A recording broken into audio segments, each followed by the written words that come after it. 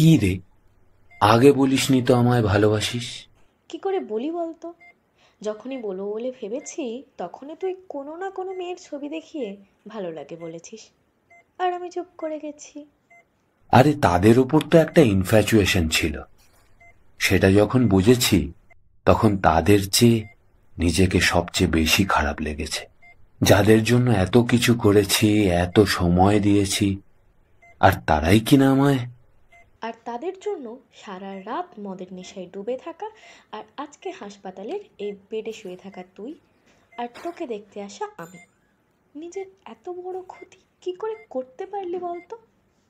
সেই মেয়েগুলোকে এতটা আঁকড়ে বাঁচতে চেয়েছিলাম যে তারা ছেড়ে চলে যাওয়ায় পৃথিবীতে জন্ম অনাথ হওয়াটা আরো বেশি বেশি করে উপলব্ধি হলো।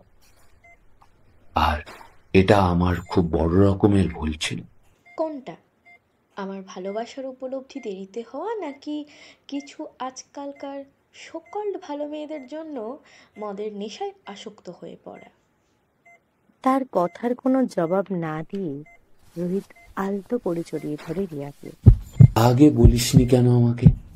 রোহিত আলতো করে রিয়ার হাতটা কাছে টেনে বলে, সময়ের অপেক্ষায় ছিলাম, যদি কোনোদিন বুঝিস। যদি কোনোদিন বুঝতে না পারতাম তো? না বুঝলেও তোর জন্য অপেক্ষা করতাম, কারণ সত্যিকারের ভালোবাসলে অপেক্ষা করতে কোনো আপত্তি থাকতে নেই। তুই যদি সত্যি আগে বলে দিতিস না, তাহলে হয়তো তোকে আর অপেক্ষাই করতে হতো না।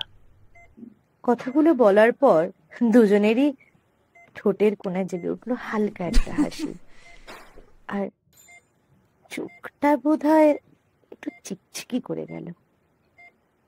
বাড়ি ঢোকার পর হঠাৎ ফোনটা বেজে ওঠে। রিয়া দেখে ডাক্তার ফোন করেছেন। ফোনটা তোলার পর মুখ থেকে শব্দ বেরোয় না রিয়ার। ডাক্তারবাবু জানান যে রিয়া দেখা করে বেরিয়ে যাওয়ার ওই মিনিট মিনিট কয়েক তার মধ্যেই রোহিত চলে গেছে। ফোনটা খসে পড়ে রিয়ার হাত থেকে।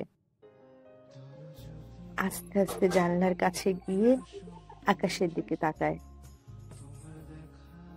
চোখ বন্ধ করে বলে, ভালোবাসি রে তোকে, সারা জীবন শুধু তোরই হয়ে থেকে যাব, তোরই জন্য অপেক্ষা করে যাব।